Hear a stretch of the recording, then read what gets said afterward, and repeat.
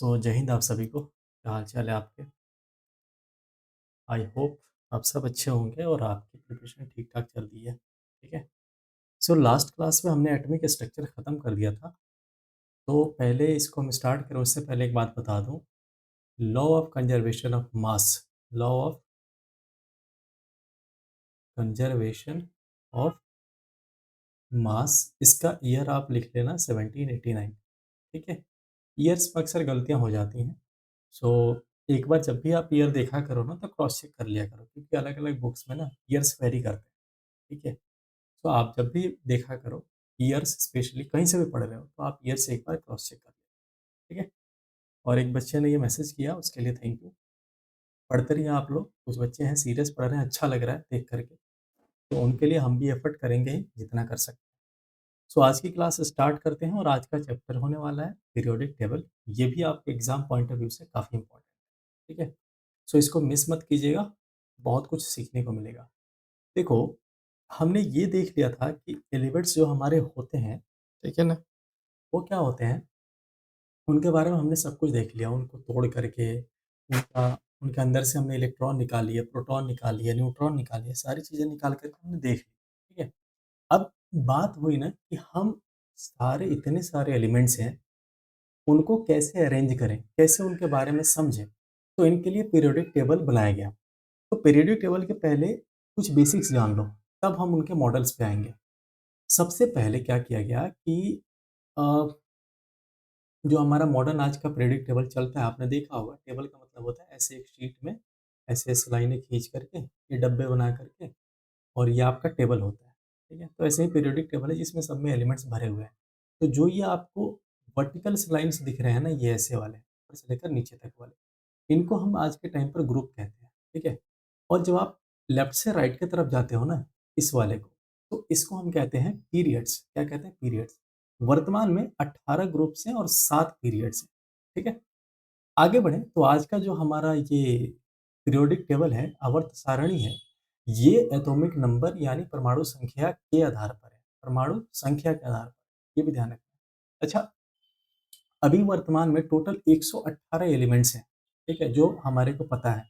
ऐसे तो बहुत सारे हैं, लेकिन जिनके बारे में पता है, जिनके बारे में हमारे पास इन्फॉर्मेशन है, सिर्फ़ 118 ही हैं और वही हमारे पीरियोडिक टेबल पर अभी भी सजाया गया है। 118 में से जो 94 हैं, 94 हैं, वो क्या है, नेचुरल रहने वाले हैं, मतलब नेचुरली हमारे को मिल जाते हैं।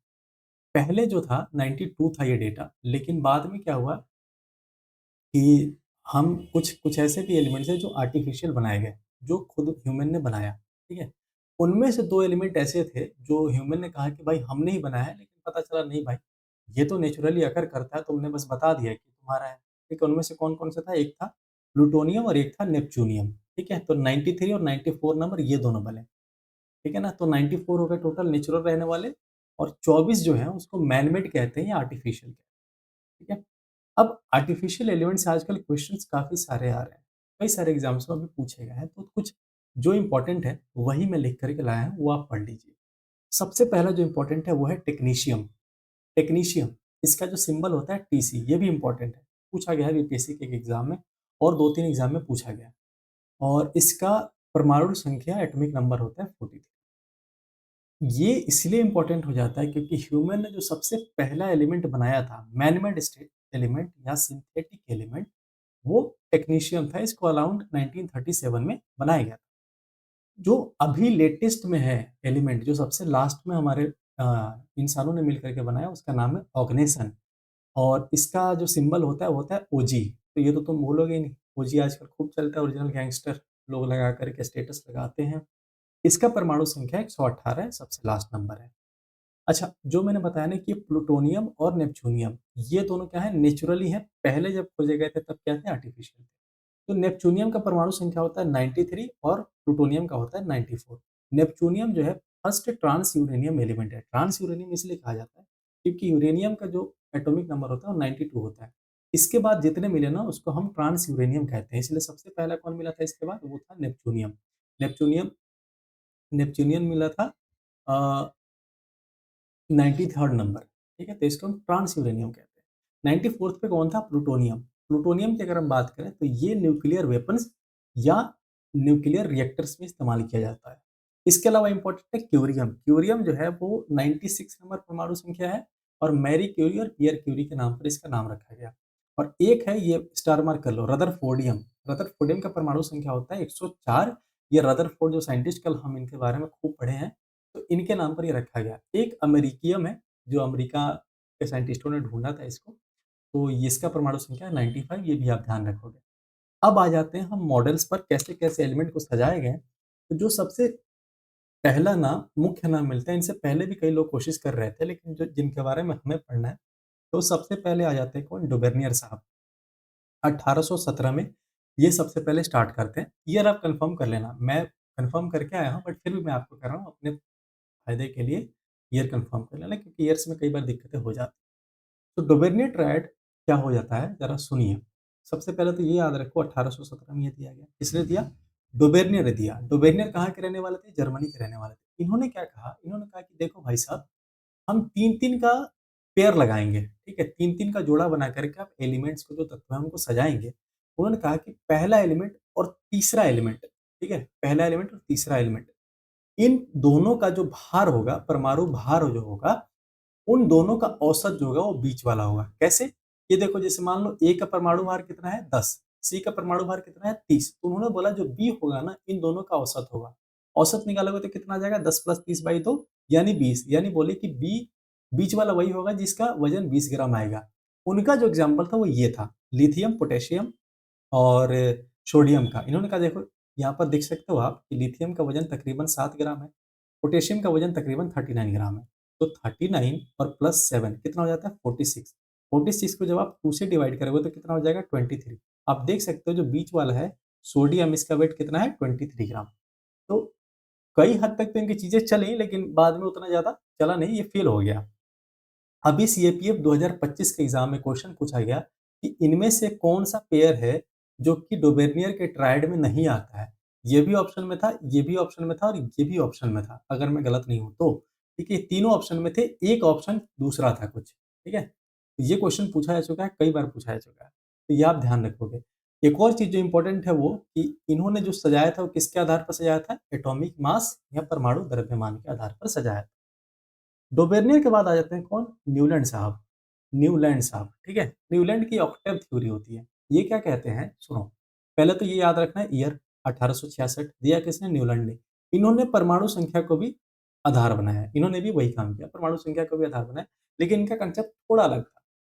ऑक्टेव मतलब अष्टक का नियम होता है। इन्होंने कहा कि जैसे संगीत में 7 सुर होते हैं। अब तुम कहोगे सर ये तो बाहर के लग रहे हैं, नाम से विदेशी लग रहे हैं, इनके यहाँ सारेगामा थोड़ी होता होगा।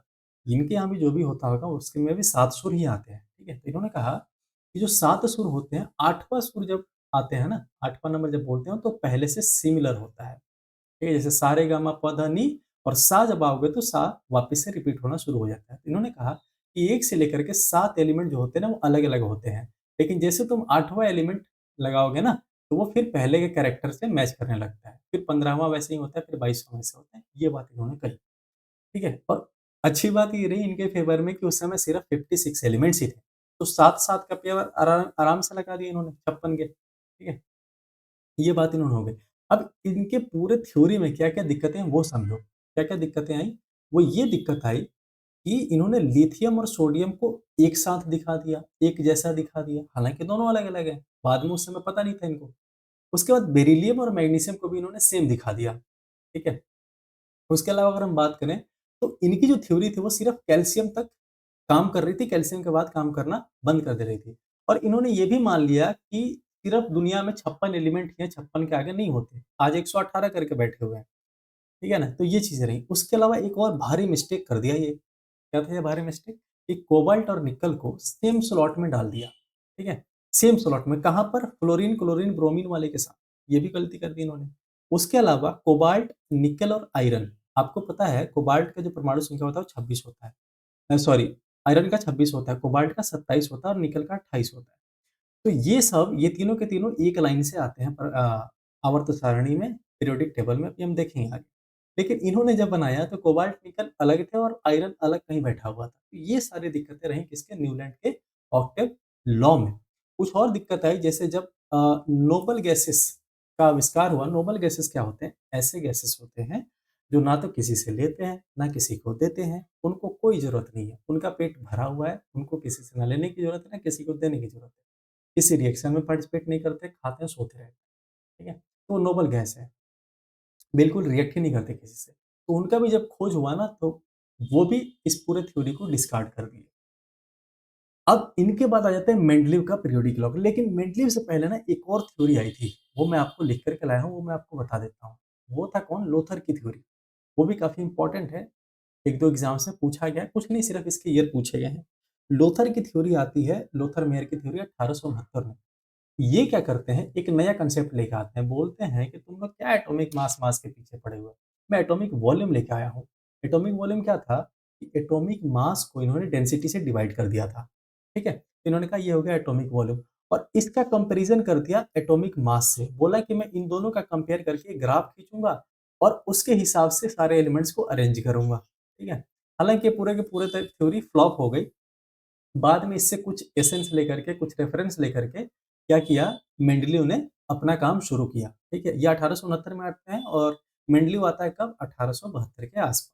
अभी देखेंगे हम उनको भी, समझ लेते हैं, ठीक है? आ जाओ। तो मेंडलीव साहब आ गए, यहाँ 1872 में। मेंडलीव को आवर्त सारणी यानी पीरियोडिक टेबल के फादर कहा जाता है, ठीक है? ये आपको ध्यान रखना है। अगर पूछ ले मॉडर्न पीरियोडिक टेबल तो मोस्ले, सिर्फ पीरियोडिक टेबल तो मेंडलीव, है ना? इन्होंने अपना पीरियोडिक टेबल कब पब्लिश किया था? 1872 में। इनके समय पर 63 एलिमेंट्स के बारे में पता चल चुका था, ठीक है? इन्होंने क्या करा, इन्होंने कहा कि देखो, एटॉमिक मास को सिर्फ लेकर के ना बात बनेगी नहीं। एटॉमिक के मास के साथ-साथ इन्होंने क्या किया, जो एलिमेंट्स थे, उनके फिजिकल और केमिकल प्रॉपर्टी, उनको भी थोड़ा देखना शुरू किया। किया क्या? इन्होंने 63 कार्ड बनाए, जैसे ताश के कार्ड होते हैं ना, तो वैसे ही 63 कार्ड इन्होंने बनाए और हर एलिमेंट के बारे में कुछ-कुछ, कुछ-कुछ लिखा। अब देखा कि जिन-जिन के कैरेक्टर सेम हैं, उनको एक लाइन से अरेंज कर दिया। समझ रहे हो? ये काम इन्होंने करा, इनको थोड़ा बहुत फ़ायदा भी हुआ। रेफरेंस के तौर पर इन्होंने क्या किया, हाइड्रोजन को लिया। हाइड्रोजन चूँकि सबसे छोटा था, तो इन्होंने रेफरेंस के तौर पे इसको ले लिया और हाइड्रोजन को इन्होंने क्या करा, यूज़ एंड थ्रो किया। क्या किया? Use and throw. इसका सिर्फ इस्तेमाल हुआ है मेरे साथ, मेरे शक्तियों का गलत इस्तेमाल हुआ है, अभी हाइड्रोजन बोलेगा, मैं बताऊँगा कैसे। इन्होंने भी आधार किसको लिया? एटॉमिक मास को, ठीक है? 63 कार्ड लिए थे इन्होंने। ये कार्ड पूछा हुआ है आपके एग्ज़ाम में। एक बहुत फेमस स्टेटमेंट इन्होंने कहा कि properties of elements are periodic function of its atomic mass. जितने भी एलिमेंट्स हैं, तत्व हैं, उनका जो प्रॉपर्टी है, वो उनके एटॉमिक मास के फंक्शन पर ही डिसाइड होता है, ठीक है? जो कि बाद में काटा गया और बोला गया कि उसके द्रव्यमान से प्रभावित होकर के नहीं डिसाइड होता है, उसके परमाणु संख्या से डिसाइड होता है। ये बाद में मोस्टली आकर के बताएंगे। हालांकि ये स्टेटमेंट आप याद रखोगे, आपसे स्टेटमेंट देकर के पूछ सकते हैं। अच्छी बात ये रही कि मेंडलीव ने ना बोला कि भाई देखो, जो तुम सजा रहे हो ना, हम ऐसे सजाएँगे। और इन्होंने ही सबसे पहले ग्रुप और पीरियड बनाए थे, मेंडलीव ने, ठीक है? इन्होंने क्या करा था, जो वर्टिकल ऐसे लाइनें थी, इनको ग्रुप बोल दिया था और जो ऐसे हॉरिज़ॉन्टल लाइनें थी, ये हॉरिज़ॉन्टल लाइनें थी, इनको इन्होंने पीरियड कह दिया था। तो सबसे पहले इन्होंने यही करा। देखो, मेंडलीव ने ना काफ़ी हद तक काम आसान कर दिया था, मोस्ले के लिए, ठीक है? और आप देख सकते हैं इनका ईयर कब है, 1872। आपको पता है 1886 के आसपास क्या होता है, पहली बार प्रोटॉन के बारे में पढ़ने की कोशिश करते हैं कौन? गोल्डस्टीन। तो इस समय तक तो ये भी कन्फर्म है कि इलेक्ट्रॉन प्रोटॉन के बारे में कोई आइडिया नहीं था, ठीक है ना? जब मेंडलीव एक्सपेरिमेंट कर रहे थे। पर देखो कितनी सारी चीज़ें इन्होंने करी हैं, ठीक है? इसलिए इनको हम फादर कहते हैं। इनके अचीवमेंट ये रहे कि पहली बार इन्होंने निकेल से पहले कोबाल्ट को ले आकर रख दिया, जो कि सही बात है। कोबाल्ट का परमाणु संख्या 27 होता है और निकेल का 28 होता है। बिना परमाणु संख्या जाने इन्होंने कोबाल्ट को पहले रख दिया, सोचो कितनी ताज्जुब की बात है। उसके अलावा ये भी बहुत इंटरेस्टिंग बात है, सुनो, कि इन्होंने एक खाँचा जो होता है, खाँचा तुम्हारे यहाँ पता नहीं क्या कहते हैं? मतलब खाली स्पेस, एक खाली लाइन छोड़ दिया, बोला कि यहाँ कुछ लोग आएँगे जो रहेंगे, जिनको हम फ्यूचर में क्या कहेंगे, नोबल गैसेज़ कहेंगे। इन्होंने भविष्यवाणी कर दी थी, ठीक है? तो बिना जाने इनको आइडिया लग गया था कि कुछ ऐसी चीज़ें हैं जो बिल्कुल अलग हैं, इसलिए उनके लिए एक अलग खाँचा बना दिया था। उसके अलावा इन्होंने बीच-बीच में कुछ खाली स्पेस छोड़ दिए थे, ठीक है? कुछ खाली स्पेस छोड़ दिए थे और उनके नाम रख दिए थे, जिनके संस्कृत में नाम माने जाते हैं कि ये संस्कृत नाम है। ठीक है? क्या नाम रखा था? जैसे एक एलिमेंट था जिसका प्रॉपर्टी बोरॉन जैसा था, तो उन्होंने कहा ये बोरॉन जैसा है, लेकिन बोरॉन नहीं है, ठीक है? तो उसका नाम रख दिया इन्होंने एका बोरॉन। सेम एक था जो एल्यूमीनियम जैसा था लेकिन एल्यूमीनियम नहीं था, तो उसका नाम रख दिया उन्होंने एक्का एल्यूमीनियम। वैसे ही एक नाम रखा एक्का सिलिकॉन। इसके अलावा भी होते हैं लेकिन यही 3 आपसे एग्ज़ाम में पूछा जाता है, इसके अलावा मत पढ़ो, ठीक है? बाद में पता लगा जिसको उन्होंने एक्का बोरॉन कहा है, वही क्या है? स्कैंडियम है। जिसको उन्होंने एक्का एल्यूमीनियम कहा है, वही क्या है? गैलियम है। और जिसको उन्होंने सिलिकॉन कहा है, वो क्या है? जर्मेनियम है। ठीक है? तो ध्यान रखना है आपको। एल्यूमीनियम, गैलियम ये आसानी से याद हो जाएगा। दोनों में यम यम आ रहा है, ठीक है? तो ये याद कर लोगे। और सिलिकॉन में एस आता है, लेकिन एस वाला एच के साथ मैच नहीं होगा, ये भी ध्यान रखोगे। एस वाला जी के साथ मैच होगा, तो एस के साथ सिलिकॉन के साथ जर्मेनियम, बोरॉन के साथ स्कैंडियम। अब इनमें दिक्कतें क्या-क्या आई वो भी देख लो। इनमें दिक्कतें ये आई कि इन्होंने हाइड्रोजन को ही बेचारे को मार दिया।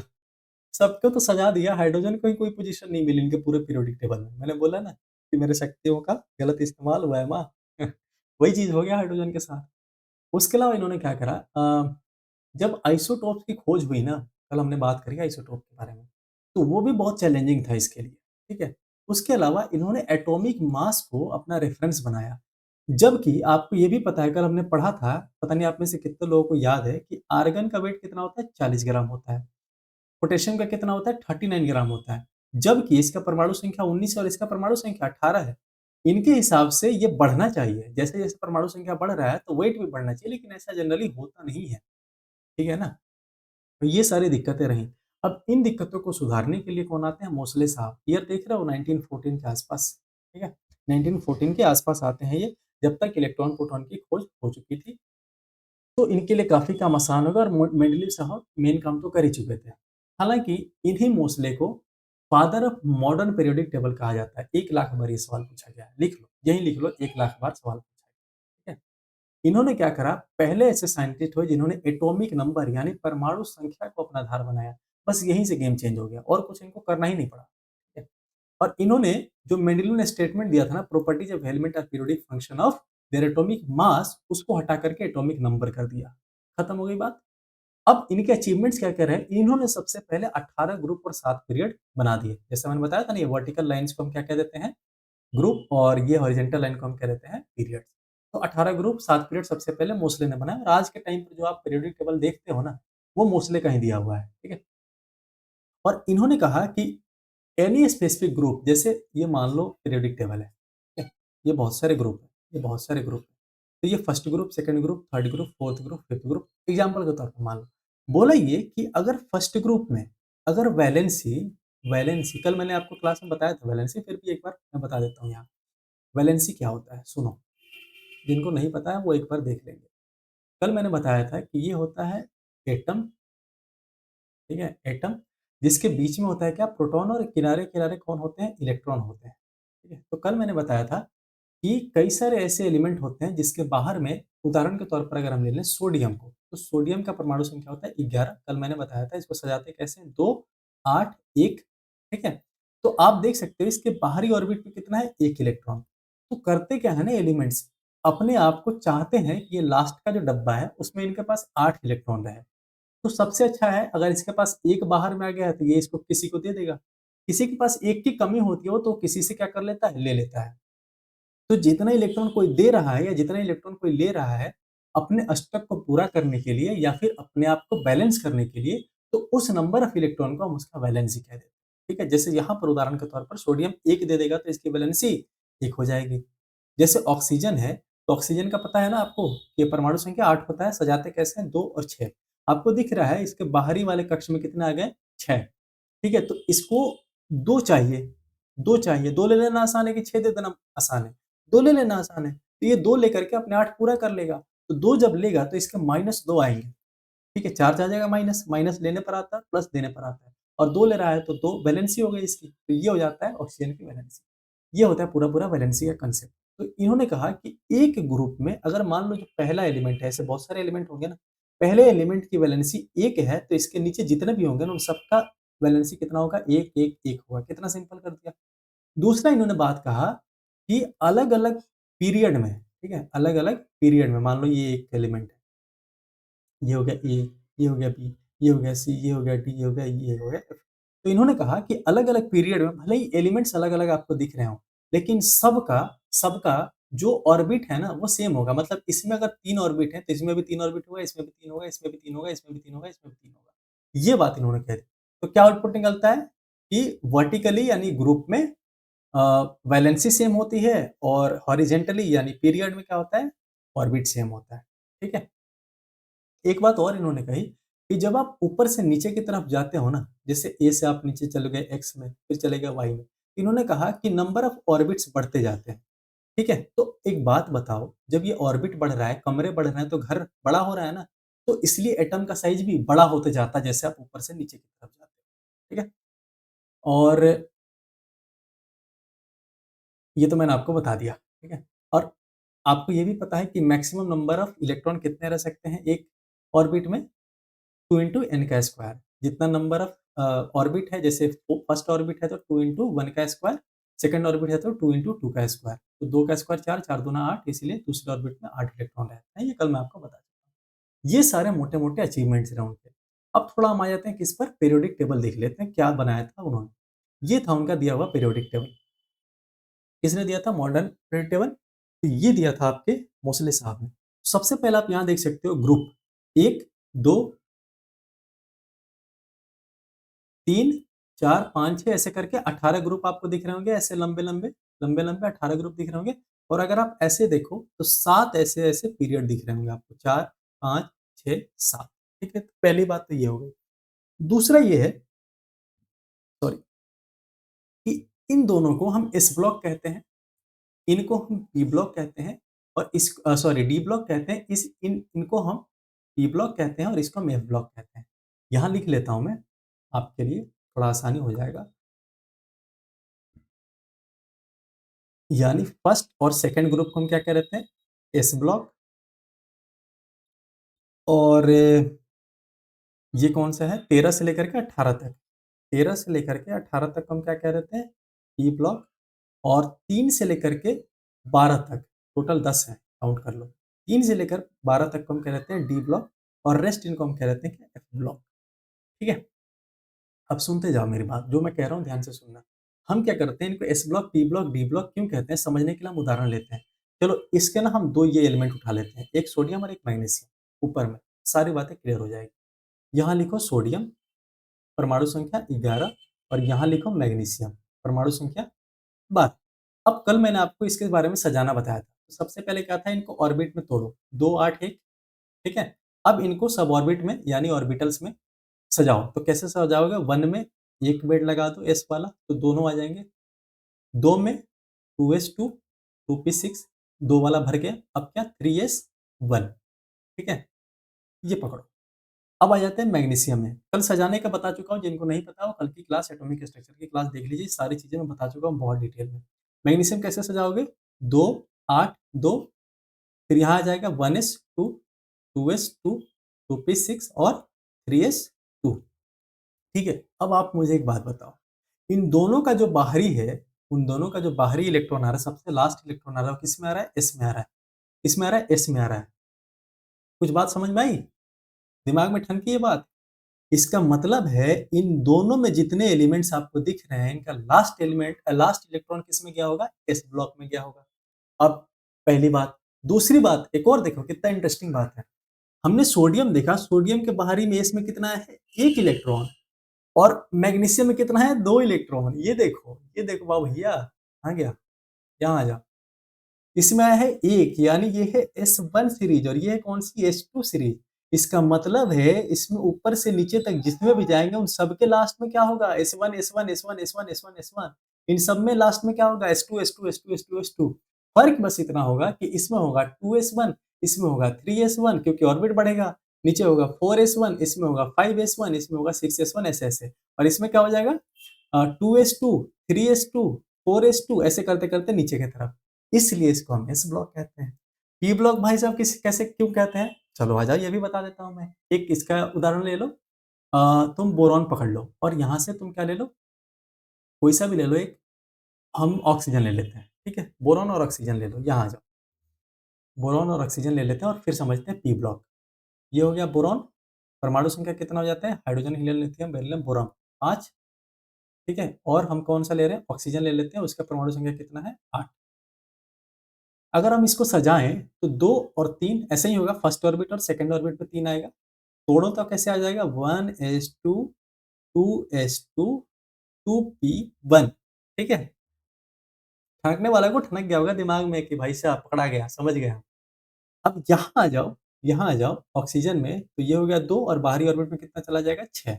सजाओगे तो कैसे छठ सजेगा, 1s2 2s2 2p, 2 2 4 सज गए 4। ठीक है, अब आप मुझे एक बात बताओ, आप ये देख रहे हो कि यहाँ से लेकर के यहाँ तक 12 से 13 से लेकर के 18 तक, इन सबको जब आप सजाओगे तो इन सबका जो आखिरी इलेक्ट्रॉन है वो किसमें जाएगा, पी ब्लॉक में। इसलिए इन सबको हम पी ब्लॉक एलिमेंट कह देते हैं, पहली बात। दूसरा, ये एक और बात यहाँ से निकल करके आती है कि जो ये पहला वाला है, इसमें पी में कितना जा रहा है, 1। इसमें कितना जा रहा है, पी में 2। इसमें कितना जा रहा है, 3। तभी तो ऑक्सीजन में 4 जा रहा है। ठीक है, तभी तो ऑक्सीजन में 4 जा रहा है। इसमें कितना जाएगा, 5, और इसमें पी में कितना जाएगा, 6। ठीक है, इतनी बात समझ गया। और अगर आपसे कोई पूछे वैलेंसी की, तो बहुत आसान है यहाँ से। ये देखो, ये ग्रुप कौन सा है, 13वां ग्रुप है ना। आप देख सकते हो बोरॉन की वैलेंसी कितनी है, ये दोनों सेकंड ऑर्बिट में है। वैलेंसी ये देखो कितने इलेक्ट्रॉन है, 3। ठीक है ना। इसके पास कितने इलेक्ट्रॉन है, 6। तो इसको कितने चाहिए, 2। तो ऑक्सीजन की वैलेंसी कितनी हो गई, 2। कितनी हो गई, 2। ठीक है, तो ऐसे करके हम वैलेंसी भी निकाल सकते हैं। अब अगर आपसे कोई ये पूछ दे, मेरे भाई, मेरे दोस्त, कि डी ब्लॉक का बता दो एक, चलो डी ब्लॉक का हम ले लेते हैं, स्कैंडियम उठा लो, इसको डी ब्लॉक क्यों कहते हैं, बस एक ही एग्जांपल ले लेते हैं और फिर आपको दूसरा टॉपिक ले चलेंगे। स्कैंडियम ले लो, स्कैंडियम का क्या हो जाता है, परमाणु संख्या 21। कल मैंने आपको इसको भी सजाना बताया था। तो पहले इसको तोड़ो, 2 8, ठीक है, 2 8 10। और कल मैंने आपको एक बताया था, पहले जाता है 1s2 2s 2p, फिर 3s 3p, 3d नहीं जाता है, 4s आता है और तब 3d आता है। कल मैंने आपको बताया था ना, क्योंकि ये ओबो प्रिंसिपल के हिसाब से काम करते हैं, इसकी एनर्जी कम होती है, इसलिए इसको हम पहले लिखते हैं। तो आप सजाते चले जाओ, ऐसे लिखोगे तो गड़बड़ हो जाएगी। ठीक है, इसको आप सजाते चले जाओ, 21 से सजाते रहो। 1s में कितना आ जाएगा, 2 आ जाएगा। 2s में कितना आ जाएगा, 2। 2p में कितना आ जाएगा, 6। तो 2 2 4 6 10 तो हो गए, 11 और बच रहे हैं। 3s में कितने आ गए, 2। 3p में कितने आ गए, 6। मैक्सिमम यही आ सकते हैं। अब चलो, कितने हो गए, 2 हो गए, 6 8 हो गए, सॉरी 2 8 10 और 8 18 निकल गए। अब बचेगा क्या, 4s2 20 हो गए, अब बच गया 1। तो 3d में भेज दो, 3d में टोटल 10 जा सकते हैं, 1 यहाँ आ जाएगा। तो जो आखिरी इलेक्ट्रॉन गया, आपने देखा स्कैंडियम में किस में गया है, 3d के पहले में गया है, 3d के पहले में गया है। अब यहाँ से आप अंदाजा लगा सकते हो कि ये जितने भी आपको दिख रहे हैं, इन सबका आखिरी इलेक्ट्रॉन किस में जाएगा, 3d के, या सॉरी डी वाले में जाएगा। और जो स्कैंडियम है, इसमें क्या है, D1 आया है, तो इसमें इन पूरे में क्या आएगा, D2 आएगा। इन पूरे में क्या आएगा, D3 आएगा। इस पूरे में क्या आएगा, D4 आएगा। ऐसे करते करते इसमें क्या आ जाएगा, D10 आ जाएगा। इसलिए इन सबको हम डी ब्लॉक कहते हैं। समझ आ गई बात। ठीक है? और वैसे ही ये जो आपको दिख रहे हैं ना, लैंथेनाइट और एक्टिनाइट सीरीज, ये थर्ड ब्लॉक में ही होते हैं, थर्ड ग्रुप में ही होते हैं, और सिक्स्थ और सेवंथ पीरियड में होते हैं। सिक्स्थ और सेवंथ पीरियड में होते हैं, थर्ड ग्रुप में होते हैं। यहाँ स्पेस नहीं होता है, इसलिए इसको निकाल करके हमेशा लिखने का पैटर्न नहीं होता है, यहाँ साइड में लिखा जाता है। ठीक है, इसको हम एफ ब्लॉक एलिमेंट्स कह देते हैं। और इसके अलावा अगर हम बात करें तो और क्या है कि डी ब्लॉक वाले को हम ट्रांजिशन मेटल्स कहते हैं। क्या कहते हैं, पूरे डी ब्लॉक के जितने एलिमेंट्स आपको दिख रहे हैं, सबको हम ट्रांजिशन मेटल्स कहते हैं।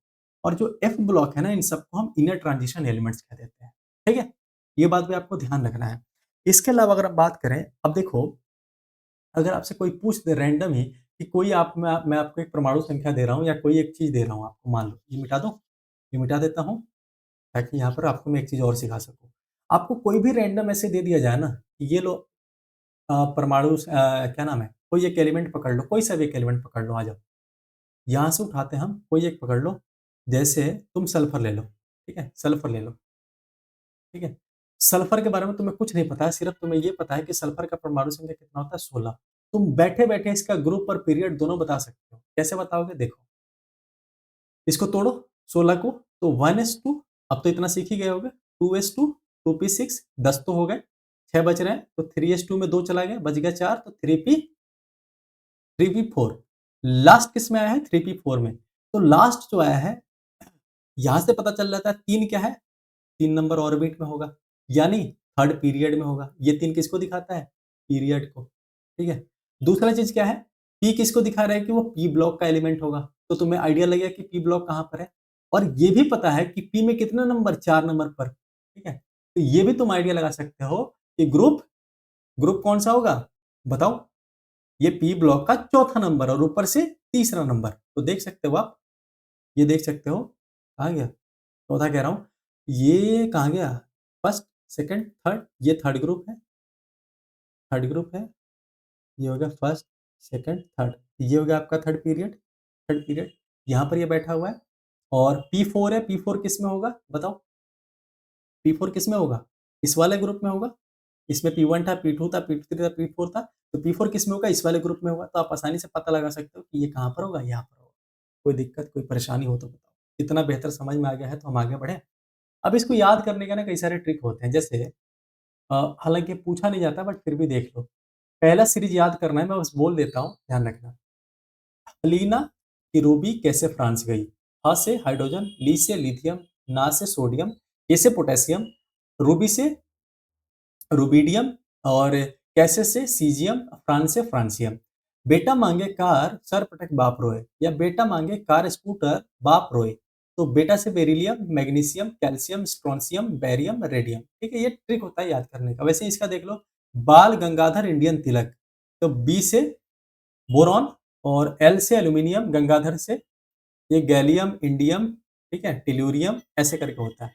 इसका देख लो, कहें शिव जी, कहें शिव जी सुनो पार्वती, कहें शिव जी सुनो पार्वती।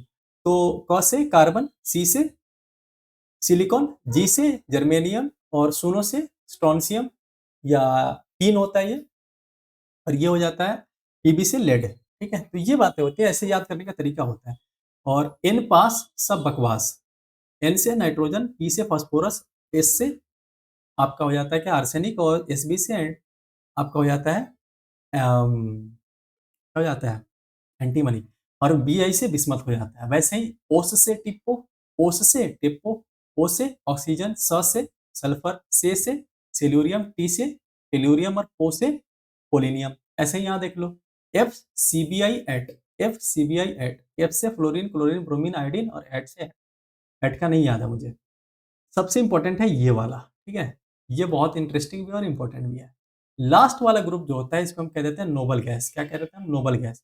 तो नोबल गैस में होता है, हीरो ने आकर दिया सीन रंगीन, ही से हीलियम, ने से नियोन, आ से आर्गन, कर से क्रिप्टन, सीन से जेनन और रंगीन से रेडन। ये याद करने का तरीका होता है। ये सारे के सारे कौन होते हैं? ये सारे के सारे आपके नोबल गैस होते हैं, ठीक है। अब इनको ग्रुप है, जो ऊपर ऊपर वाले दिख रहे हैं ना, इनको हम ए की कैटेगरी में रखते हैं और नीचे वाले को हम बी की कैटेगरी में रखते हैं। देखो, 1A, 2A, 3A, 4A, 5A, 6A, 7A, 8A, ठीक है? आसान है। 3 वाला 13, 4 वाला 14, 5 वाला 15, 6 वाला 16, 7 वाला 17, 8 वाला 18। और इस वाले को ना, इसमें थोड़ा-सा ये है, उल्टा होता है कि 11 और 12 को हम 1B और 2B कह देते हैं, और फिर यहाँ से देखो 3B, 4B, 5B, 6B, 7B, और इन सबको हम 8B कह देते हैं, 26, 27, 28 को। ठीक है? तो ये उतना इम्पोर्टेंट नहीं है। ये हो गया पूरा का पूरा डेटा और आपके पीरियोडिक टेबल का दी एंड। बस एक चीज़ और देख लो कि जो पहला ग्रुप आपने देखा ना, ये वाला ग्रुप, यहाँ से भी सवाल आ जाता है। ये जो पहला आपने ग्रुप देखा, हेलिना करे, हेलिना किरूबी कैसे फ्रांस गई, तो इस ग्रुप को हम अल्कली मेटल कह देते हैं। और इस वाले ग्रुप को, यानी बेटा मांगे कार, कार स्कूटर और बाप रोए, या बेटा मांगे कार, सरपटक बाप रोए, इस ग्रुप को हम अल्कली अर्थ मेटल, पहले को अल्कली मेटल, दूसरे को अल्कली अर्थ मेटल कह देते हैं।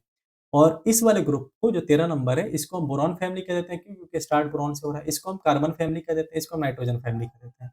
ऑक्सीजन वाला जो ग्रुप आपको दिख रहा है, इसको या तो ऑक्सीजन फैमिली कह देते हैं या चालकोजेन कह देते हैं। कौन सा ग्रुप होता है? 16 नंबर ग्रुप। 17वां नंबर जो ग्रुप होता है, ये कौन सा होता है? फ्लोरीन होता है। ठीक है, फ्लोरीन होता है। और इसको हम क्या कह देते हैं? हैलोजन कह देते हैं, हैलोजन ग्रुप। और सबसे आखिरी में होता है आपका नोबल, जो किसी से कुछ नहीं लेता देता है, आराम से बैठा रहता है। वो सारी बातें यहाँ पर लिख दी गई हैं, आप देख सकते हैं। ठीक है? तो ये हुआ पूरा का पूरा आपके पीरियोडिक टेबल का दी एंड। अब कुछ ट्रेंड समझ लो। हम देखते हैं ना कि पीरियोडिक टेबल में क्या बढ़ता है, क्या घटता है। सर, अगर पीरियोडिक टेबल पे समझना हो तो कैसे समझेंगे? सबसे पहले तो वैलेंसी। वैलेंसी क्या होता है कि अक्रॉस ए पीरियड जब आप जाते हो ना, तो पहले 1 से लेकर के 4 तक बढ़ता है, और फिर क्या हो जाता है, 4 के बाद से घटना शुरू हो जाता है। उदाहरण देख लो यहाँ। कैसे? सर ये कन्फ्यूजिंग है, थोड़ा समझा दो, मैं आपको बता देता हूँ। देखो, देखो, देखो, ध्यान से देखो, सब चीज़ें समझ में आ जाएँगी। जैसे हाइड्रोजन है, तो इसके बाहरी कक्ष में पता है ना आपको 1 है, तो इसका क्या हो जाएगा? वैलेंसी भी 1 हो जाएगा। जैसे इसके बाहरी कक्ष में 2 है, तो वैलेंसी भी कितनी हो जाएगी? 2 हो जाएगी। इसके बाहरी कक्ष में कितने हैं? 3 हैं, तो इसकी वैलेंसी 3 हो गई। कार्बन के क्या होता है ये बाहरी कक्ष में कितना होता है? 4 होता है, ठीक है? बाहरी कक्ष में आपको पता है ना 2, 4 कार्बन का परमाणु संख्या 6 होता है 2 और 4 तो बाहरी कक्ष में 4 तो 4 उसका क्या हो गया? वैलेंस और उसको 4 चाहिए तो वैलेंसी भी उसकी 4 हो गई, 4 हो गई। अब देखो नाइट्रोजन, नाइट्रोजन के बाहरी कक्ष में होता है 5 ये 5 दे देगा कि 3 ले लेगा, ठीक है? 3 ले लेगा ना, तो यहाँ से घटना शुरू हो जाता है यानी नाइट्रोजन में आ गया 3 वैलेंसी। ऑक्सीजन के बाहर में होता है 6 तो उसको कितना चाहिए? 2 तो इसका हो जाता है 2 वैलेंसी। फ्लोरीन के बाहर में होता है 7 इन पूरे ग्रुप में 7 ही होगा। तो इसको कितना चाहिए? 1 तो इसकी हो जाती है 1 और हीलियम वाले ग्रुप ये तो इनको तो कुछ नहीं चाहिए तो इनके पास वैलेंसी की कितनी ज़रूरत है? 0 क्योंकि इनके सबके आखिरी में 8-8, 8-8 इलेक्ट्रॉन पड़े हुए हैं। ये देख रहे हो पहले 1 से लेकर 4 तक पढ़ा है और फिर 3, 2, 1, 0 घटा है। यही बात यहाँ पर लिखा गया वैलेंसी में, ठीक है? और अगर आप डाउन द ग्रुप जाओ तो ये तो बता ही चुके हैं कि वो घटता ना बढ़ता है, सेम रहता है। पूरे ग्रुप में वैलेंसी क्या होती है? सेम होती है, ठीक है? इसके अलावा अगर हम बात करें तो एटॉमिक साइज़ देख लो। एटॉमिक साइज़ के बारे में जैसे हमने पहले भी बताया कि उन्होंने कहा था कि जब आप ऊपर से नीचे की तरफ जाते हो, तो ऑर्बिट्स बढ़ते जाते हैं। ऑर्बिट्स बढ़ते जाते हैं मतलब साइज़ बढ़ते जाता होगा। तो जब आप ऊपर से नीचे की तरफ जा रहे हो, तो एटॉमिक साइज़ बढ़ते जाता है और जब आप लेफ्ट से राइट की तरफ जा रहे हो, तो डिक्रीज़ होता है। क्यों सर? आपने तो कहा कि इन सब में ऑर्बिट सेम ही होता है। देखो ऑर्बिट सेम होता है, लेकिन होता क्या है ना, अभी हम पढ़ेंगे आगे इफेक्टिव न्यूक्लियर चार्ज। इसमें क्या होता है, जैसे आपको पता है कि बीच में कौन बैठा हुआ है? प्रोटॉन और किनारे-किनारे कौन है? इलेक्ट्रॉन। इलेक्ट्रॉन है, ठीक है? तो होता क्या है कि जैसे-जैसे आप लेफ्ट से राइट की तरफ जाओगे, तो ये जो अंदर प्रोटॉन है ना, इलेक्ट्रॉन को खींचने की क्षमता और ज़्यादा मजबूत होती जाती है। तो जितना ज़्यादा इसको खींचेगा, तो इसको सिकुड़ाएगा, सिकुड़ाएगा तो ये छोटा हो जाएगा, छोटा हो जाएगा तो पूरा का सब पूरा साइज़ छोटा होता चला जाएगा। ऐसे समझ लोगे ना, मज़ा आ जाएगा, सही बता रहा हूँ। तो इसलिए जब आप लेफ्ट से राइट जाते हो एटॉमिक साइज़ तो घटता है, ठीक है? अब कुछ और चीज़ें देख लो, मेटालिक प्रॉपर्टीज़ पूछ ली जाती हैं कई बार। लेफ्ट से राइट जब जाओगे ना आप, तो मेटालिक प्रॉपर्टी क्या होती है? घटती हैं। यहाँ पर मैं एक चीज़ बताना आपको भूल गया कि ये जो आपको ज़िगज़ैग लाइन दिख रहा है, ये जो आपको ज़िगज़ैग लाइन दिख रहा है, इसको ज़िगज़ैग लाइन कहते हैं। जो सीढ़ी-नुमा लाइन आपको दिख रहा है ना यहाँ से ये ऐसे, ऐसे, ऐसे, ठीक है? ये वाला जो लाइन दिख रहा है, तो इसके जो लेफ्ट साइड जितने हैं ना, ये सारे के सारे ऑलमोस्ट मेटल होते हैं और जो आपको राइट साइड दिख रहे हैं, ये सारे के सारे ऑलमोस्ट क्या होते हैं? नॉन मेटल होते हैं। मतलब राइट साइड में नॉन मेटल ज़्यादा, लेफ्ट साइड में मेटल ज़्यादा, ठीक है? और जो ये लाइन के आस-पास है ना बेचारे, कल हमने पढ़ा था ना पहली क्लास में मेटलॉइड, ये देखो जैसे boron, aluminium, silicon, germanium, arsenic, antimony, tellurium, bismuth, polonium ये सब लाइन के पास में है, ठीक है? देख रहे हो ना? तो ये बेचारे ना तो मेटल रह पाते हैं, ना नॉन मेटल रह पाते हैं, तो ये क्या हो जाते हैं? ये सब मेटलॉइड हो जाते हैं। बीच वाले कैरेक्टर कहते हैं यार हमें बैलेंस रहने दो, हम बॉर्डर पे हैं, हमें दोनों लोगों से मिल-जुल के रहने दो, ठीक है ना? तो ये मेटल और नॉन मेटल दोनों का गुण रखते हैं इसलिए मेटलॉइड कहलाते हैं, ठीक है? लेफ्ट साइड में क्या हो जाता है? मेटल ज़्यादा और राइट साइड में नॉन मेटालिक कैरेक्टर ज़्यादा होता है। इसीलिए यहाँ पर अब बात समझ में आ जाएगी। जब लेफ्ट से राइट जा रहे हो तो मेटालिक नेचर घट रहा है, वही बात यहाँ लिखा हुआ है और जब आप ऊपर से नीचे जाओगे तो मेटालिक नेचर बढ़ता है, ठीक है?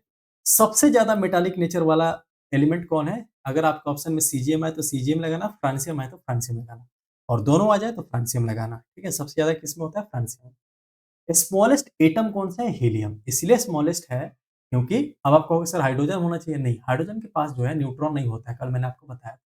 तो न्यूट्रॉन नहीं होता तो इसलिए इसको हम कंप्लीट एटम नहीं मानते हैं क्योंकि एटम के लिए आपके पास इलेक्ट्रॉन, प्रोटॉन, न्यूट्रॉन तीनों होने चाहिए। तो जो जो सबसे छोटा एलिमेंट है जिसके पास तीनों है वो कौन-सा है? हीलियम।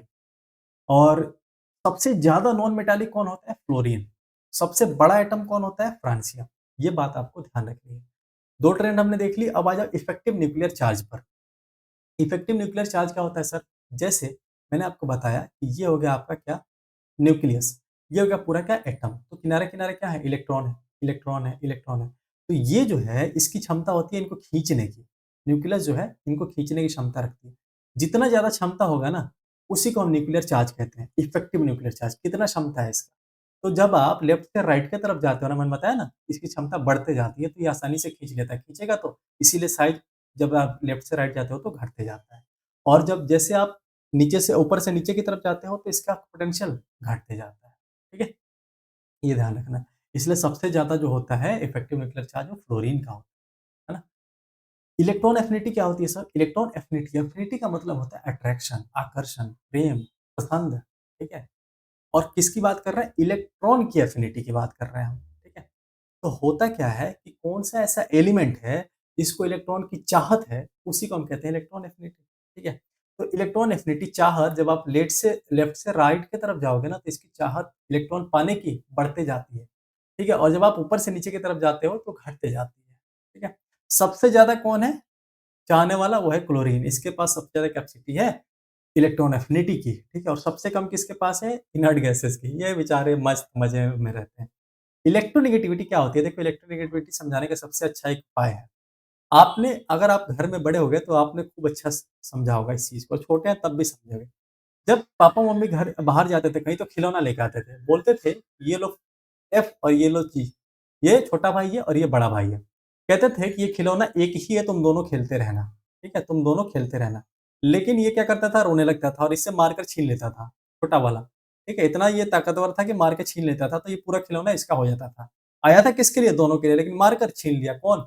एफ वाला। ऐसा ही होता है इलेक्ट्रोनेगेटिविटी है। ठीक है? कि इलेक्ट्रोनेगेटिविटी में क्या होता है कि 2 लोग जब आपस में इलेक्ट्रॉन शेयर कर रहे हैं, ये इतना पावरफुल होता है इसे छीन लेता है। कहता है कि भग मुझे दो, तुम्हें नहीं है ज़रूरत इसकी, मैं लूँगा, मैं रखूँगा, मैं खेलूँगा, ठीक है? तो ये ले लेता है। जिसके पास जितना पावर ज़्यादा होता है ऐसा करने का उसको हम इलेक्ट्रोनेगेटिविटी कहते हैं। ऑब्वियसली बात है ये नेगेटिव आदमी है भाई, ठीक है? तो जब आप लेफ्ट से राइट की तरफ जाओगे तो ये भी बढ़ता है और ऊपर से नीचे की तरफ घटता है। सबसे ज़्यादा कौन है इलेक्ट्रोनेगेटिव? वो है फ्लोरीन, स्टार मार्क कर लो।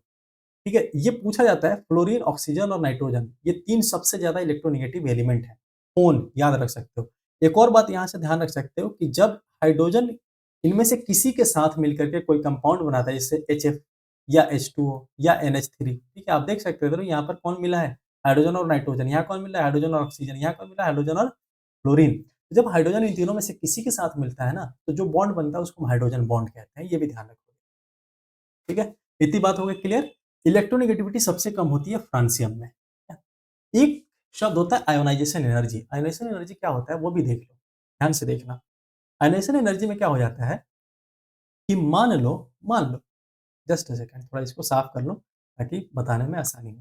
मान लो कि ये एक इलेक्ट्रॉन है, ठीक है? ये इतना छोटा है और ये एक एटम है, ये इतना बड़ा है। अब इसका इलेक्ट्रॉन यहाँ बैठा है, इसका इलेक्ट्रॉन यहाँ बैठा है। एक बात बताओ किसमें इन दोनों के बीच में अट्रैक्शन ज़्यादा होगा? ये जो दूर है उसमें या कम है इसमें? ये लॉन्ग डिस्टेंस रिलेशनशिप है। तो ज़्यादातर देर तक टिकता नहीं है, आसानी से टूट कर के अलग हो जाता है। ये किसी और के साथ, ये किसी और के साथ। ठीक है? और जब आप पास रहते हो ना तो रिलेशनशिप मजबूत होता है। वैसे ही होता है आयोनाइज़ेशन एनर्जी। जब जब मान लो इलेक्ट्रॉन और प्रोटॉन मतलब इलेक्ट्रॉन न्यूक्लियस के काफ़ी पास है, एटम बहुत छोटा है, तो क्या हो जाता है ना आपको एनर्जी ज़्यादा लगानी पड़ेगी, एफर्ट ज़्यादा डालना पड़ेगा तभी ब्रेकअप होगा, तब जाकर के तुम्हारी दाल गलेगी। लेकिन लॉन्ग डिस्टेंस रिलेशनशिप है तो एफर्ट कम में भी काम हो जाता है। ठीक है? ऐसा तो तुम सब यही चाहते हो, यही सब बातें मैं बोलूँ तो, ठीक है? तो ये सारी चीज़ें होती हैं। इसीलिए जितना छोटा एलिमेंट उतना ज़्यादा आयोनाइज़ेशन एनर्जी लगानी पड़ती है। ठीक है? तो जब आप लेफ्ट से राइट की तरफ जा रहे हो तुम्हें पता है ना कि साइज़ क्या हो रहा है? घट रहा है। तो घट रहा है तो आयोनाइज़ेशन एनर्जी ज़्यादा लगानी पड़ेगी, तभी तो तोड़ करके हम इलेक्ट्रॉन को अलग कर पाएँगे। और ऊपर से नीचे जाएँगे तो आयोनाइज़ेशन एनर्जी कम देनी पड़ेगी, आसानी से टूट जाएगा क्योंकि बड़ा है। मारो भाई निकल जाएगा वो। तो इसलिए सबसे ज़्यादा आयोनाइज़ेशन एनर्जी किसकी होती है? हीलियम की और सबसे कम किसकी होती है? सीज़ियम की। ठीक है? इतनी बात समझ गए आप? अब आ जाओ 1-2 और छोटे-छोटे कांसेप्ट।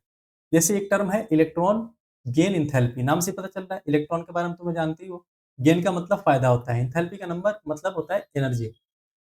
तो वैसा एनर्जी वैसा एनर्जी जब आप किसी इलेक्ट्रॉन को लेते हो, कोई एटम जो है अगर किसी इलेक्ट्रॉन को ले ले, तो जब उसको जो एनर्जी मिलती है उस एनर्जी को हम कह देते हैं इलेक्ट्रॉन गेन एंथैल्पी। समझ गए बात? इलेक्ट्रॉन को लेने से जब कोई एनर्जी मिलती है तो उसको हम इलेक्ट्रॉन गेन एंथैल्पी कह देते हैं। इसमें सबसे ताकतवर कौन है? क्लोरीन। ये सबसे ज़्यादा ऐसे काम करता है बेहुदा आदमी। क्लोरीन नहीं कर पाता इसलिए क्योंकि फ्लोरीन का साइज़ थोड़ा छोटा होता है। इसका दिल बड़ा होता है। दिल बड़ा है तो लोग भी ज़्यादा आ पाएँगे। क्लोरीन का दिल छोटा है, आसानी से भर जाता है, लोग कम ही ले पाता है। अब एक और छोटा-सा कांसेप्ट समझ लो एटॉमिक रेडियाई का। तुम्हें पता है ना कि एटॉमिक रेडियाई कैसे निकालते हैं? देखो, ये एटम है, तुमने सर्किल में पढ़ा होगा ना, कि इसके सेंटर से एक लाइन खींच दो। तो मान लो ये एटम है, ये भी सर्कुलर होगा मान के चलो। ठीक है? तो ये जो लाइन होता है यही रेडियस कहलाता है, इसमें कोई नया कुछ भी नहीं है। उस रेडियस का प्लूरल होता है रेडियाई। अब इस रेडियाई के ना कई सारे टाइप होते हैं। जैसे मान लो ऐसे 2 कंपाउंड है, 2 एलिमेंट है, ठीक है? आपस में बॉन्ड बनाए हुए हैं। वो वैलेंट बॉन्ड क्या होता है? थोड़ा-सा समझ लो, जब हम पढ़ेंगे तो डिटेल में समझेंगे। जब एक आदमी दूसरे आदमी से कहे, यार देखो तुम्हें भी ज़रूरत है, मुझे भी ज़रूरत है। हम एक-दूसरे से क्यों ना साझा कर लें? तुम्हारे पास भी ₹4 मेरे पास भी ₹4 काम ₹8 का है। तो अगर हम दोनों साझा कर लेंगे तो दोनों का काम हो जाएगा। ठीक है? तो कोवेलेंट बॉन्ड ऐसे ही बनता है, दोनों साझा करके बॉन्ड बना लेते हैं। उसके लिए क्या होगा? दोनों को हाथ मिलाना पड़ेगा, दोनों को पास आना पड़ेगा। तो दोनों पास आते हैं और इसका रेडियस निकालने के लिए इसका भी रेडियस और इसका भी रेडियस, दोनों का रेडियस जोड़ दोगे तो क्या हो जाएगा? 2r। यही हो जाता है कोवेलेंट रेडियस। उदाहरण के तौर पर हाइड्रोजन, क्लोरीन ये सब आपस में क्या बनाते हैं? Covalent bond. Van der Waals radius कैसे निकलता है? देखो 2 ऐसे एलिमेंट जिनमें कोई बॉन्ड नहीं बनता, नॉन बॉन्ड होता है, ठीक है? दूर-दूर से ये बॉन्ड बनाते हैं, दूर-दूर से। तो दूर-दूर से जब ये बॉन्ड बनाएँगे तो इसका रेडियस और बीच में एक डिस्टेंस होगा। जब आप टोटल वान डेर वाल का रेडियस निकालोगे, इन तीनों को जोड़ना पड़ेगा। कितना हो जाएगा? r प्लस d यानी d प्लस 2r। तो ये हमेशा, इसलिए आप कह सकते हो कि वान डेर वाल का जो रेडियस होता है हमेशा क्या हो जाता है? कोवेलेंट रेडियस से ज़्यादा होता है। ये भी आपको ध्यान रखना है। और ये किसके साथ होता है? नोबल गैस के साथ। तब नोबल गैस क्या करते हैं? कोई बॉन्ड नहीं बनाते, ये भी आपको पता होगा। और मेटालिक रेडियस की बात करें तो कुछ नहीं है, 2 मेटल के एलिमेंट मान लो आपस में मिल गए, इनके बीच का रेडियस मेटालिक रेडियस कहलाता है। सिंपल, इतना बात आपको बताना था। अब आ जाओ डायगोनल रिलेशनशिप के बारे में। डायगोनल रिलेशनशिप क्या होता है? थोड़ा प्रेडिक्टेबल देख लेते हैं, तब आके आपको बात समझ आएगी, ठीक है? आप यहाँ देखो, कहाँ देखो? यहाँ, देखो, देखो भाई, ये आपको लिथियम दिख रहा होगा और यहाँ पर कौन दिख रहा होगा? मैग्नीशियम दिख रहा होगा। वैसे ही यहाँ पर बोरॉन दिख रहा होगा और यहाँ पर सिलिकॉन दिख रहा होगा। तो देखा गया क्या कि दूसरे पीरियड, ये सेकंड पीरियड में है ना और ये तीसरा पीरियड, दूसरे और तीसरे पीरियड के कुछ ऐसे एलिमेंट हैं जिनमें गुण काफी ज्यादा मिलते जुलते हैं, भले ही वो अलग अलग ग्रुप में है, अलग अलग पीरियड में है, लेकिन उनके गुण बहुत ज्यादा मिलते हैं, सिमिलर है। तो इनको कह देगा ये डायगोनल रिलेशनशिप में है। कैसे रिलेशनशिप है? डायगोनल रिलेशनशिप में। डायगोनल क्या होता है? आपने पढ़ा होगा जब आप मैथ्स पढ़ रहे हो तो। ये वाला रिलेशन क्या होता है? डायगोनल। ये वाला रिलेशन क्या होता है? डायगोनल। मतलब एक को इस कॉर्नर पर, एक इस कॉर्नर पर। तो वैसे ही आप देख रहे हो, अगर यहाँ पर मैं ऐसे बना दूँ, तो ये एक इस कॉर्नर पे हो जाएगा, एक इस कॉर्नर पे हो जाएगा। इसी को हम डायगोनल रिलेशनशिप कह देते हैं। यहाँ वही बात लिखी हुई है, ठीक है? डायगोनल रिलेशनशिप का आपको एग्जाम्पल ध्यान रखना है। एक तो हो गया लिथियम मैग्नीशियम, दूसरा हो जाएगा बेरिलियम और एल्यूमीनियम, तीसरा हो जाएगा कौन? बोरॉन और सिलिकॉन, जैसा हम देख चुके हैं। ये एक जैसे ही होते हैं, ये सेकंड ग्रुप में होता है और ये थर्ड ग्रुप में होते हैं सारे। अब ये भी मैं आपको बता चुका हूँ, लोथर मेयर कांसेप्ट। इतनी बात रही पीरियोडिक टेबल से, इसके बाहर आपसे कुछ भी नहीं पूछा जाएगा, ये मेरी गारंटी है। इतनी बात अगर आप समझ पाए हो तो बहुत-बहुत अच्छी बात है। पढ़ते रहिए, क्वालिटी कंटेंट मैं दे रहा हूँ। शुरू से ही मेरा वही रहा है कि आपको ऐसी चीज़ें पढ़ाई जाएँ कि आपको कहीं से कुछ पढ़ने की ज़रूरत ना पड़े, ठीक है? आगे भी मैं देता रहूँगा। आप में से एक भी बच्चा अगर सीरियसली पढ़ रहा है, उस एग्ज़ाम में 100% फ़ायदा होना ही होना है। वो आकर के बताएगा कितना ज़्यादा उसको लाभ हो रहा है, ठीक है? अगर आप टियर 2 के लिए देख रहे हैं, तो बिल्कुल ध्यान से देखिए, आपके लिए 100% ये फ़ायदेमंद है और अगर आप अगले साल के लिए देख रहे हैं, तो आप देखते चलिए, ठीक है? आपको बहुत फ़ायदा होने वाला है, आपका बेस बहुत मजबूत हो जाएगा, ठीक है? चलिए, आगे बढ़ते हैं और मिलेंगे अगली क्लास में आपसे। तब तक के लिए जय हिंद, धन्यवाद, टाटा, बाय-बाय, ख्याल रखिए।